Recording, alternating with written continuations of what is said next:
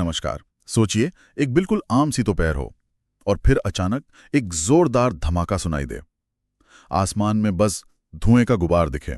जी। आज हम एक ऐसी ही विमान दुर्घटना के बाद जो कुछ हुआ उसे समझने की कोशिश करेंगे। हाँ, और इसमें खास तौर पर हम बात करेंगे अकेले जीवित बचे यात्री रमेश विश्वास कुमार की और एम्बुलेंस चालक संधू की, जो सबसे पहले मदद के लिए पहुंचे थे। बिल्कुल। हमारी ये जो चर्चा है, ये विमान दुर्घटना, त्वरित प्रतिक्रिया और बचाव नाम के एक दस्तावेज पर आधारित है। जी। और हमारा मकसद है कि उस हादसे के अहम पलों को समझें, बचाव दल की जो तेज प्रतिक्रिया थी उसकी अहमियत को जानें और ये जो बचने का एक असाधारण मामला है इस पर रोशनी डालें। तो कहानी शुरू होती है संधू से। वो दोपहर के लगभग 1:39 बजे सिविल अस्पताल के पास थे। तभी उन्होंने वो धमाका सुना। हाँ। और देखा कि पास के एक हॉस्टल से धुआं उठ रहा है। उन्होंने फौरन बिल्कुल बिना देर किए अपने मैनेजर को बताया। अच्छा। फायर ब्रिगेड और एम्बुलेंस टीम को भेजने के लिए कहा। ये ये तेजी तो वाकई कमाल की है। यकीनन।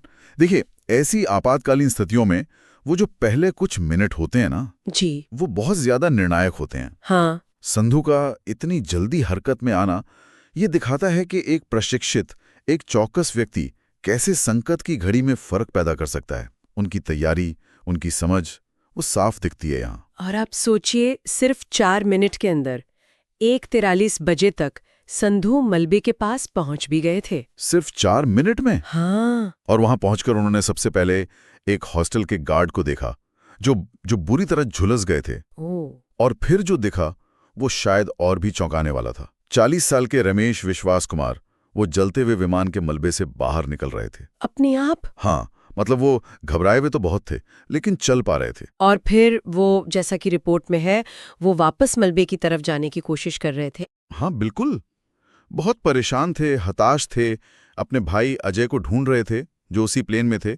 और बाद में पता चला कि वो नहीं बच पाए। ऐसी भयानक स्थिति में ये प्रतिक्रिया, अपनों को खोजने की ये इच्छा, ये बहुत मानवीय है, बहुत स्वाभाविक है। पर ये बात थोड़ी हैरान भी करती है कि इतने बड़े हादसे के बाद खुद घायल होते हुए भी कोई वापस उसी खतरे की तरफ जाने की सोचे।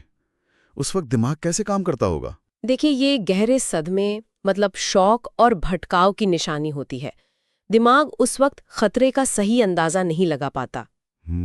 वो जो अपने प्रियजन को बचाने की इच्छा होती है वो इतनी ज्यादा हावी हो जाती है कि बाकी सब पीछे छूट जाता है। इसलिए रमेश का वापस मलबे की ओर जाना वो समझ में आता है, चाहे वो कितना ही खतरनाक क्यों न रहा हो। फिर संधू और उनकी टीम ने उन्हें बहुत सूझबूझ से संभाला, उन्हें एम्बुलेंस में लेटाया और फौरन अस्पताल ले गए।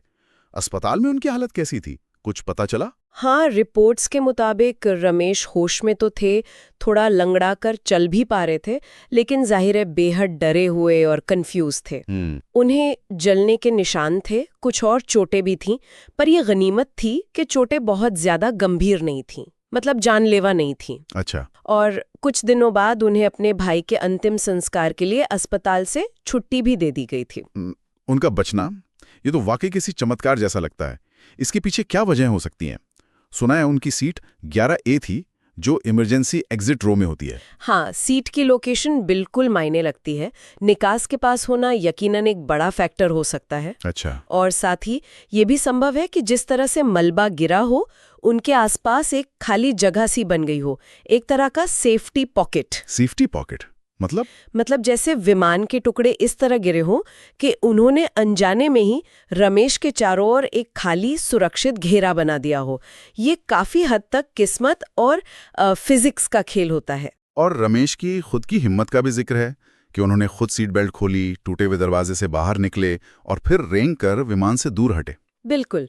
तो ये सिर्फ किस्मत की बात नहीं थी, रमेश की अपनी जो सूझबूझ थी, जो हिम्मत उन्होंने दिखाई, उसका भी बहुत बड़ा हाथ था। तो ये एक तरह से कई चीजों का मेल था। हाँ बिल्कुल, ये संयोग था, उनकी अपनी कोशिश थी और बचाव दल का बिल्कुल सही समय पर पहुंचना, इन सब का मिला जुला नतीजा था ये। अगर हम वापस हंदू पर आएं तो उनकी भूमिका कितनी निर्णायक रही?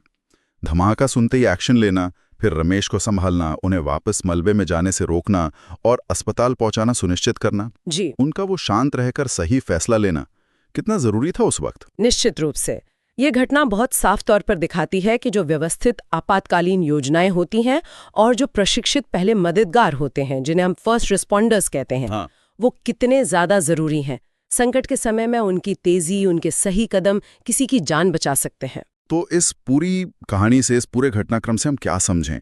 एक तरफ तेज बचाव कार्य है, दूसरी तरफ अपनों को खोजने की एक बेताब कोशिश है, और फिर एक अविश्वसनीय बचाव।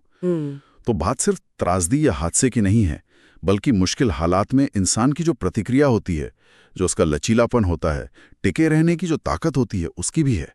और ये हमें सोचने पर भी मजबूर करता है कि ऐसी जो अप्रत्याशित आपदाएं होती हैं, उनमें आखिर कौन से कारक होते हैं, चाहे वो सीट की जगह हो या मलबे का गिरना हो, बचाव की रफ्तार हो या फिर इंसान की खुद की कोशिश। हाँ। कौन सी चीजें आखिर जीवन और मृत्यु के बीच का अंतर तय कर देती हैं।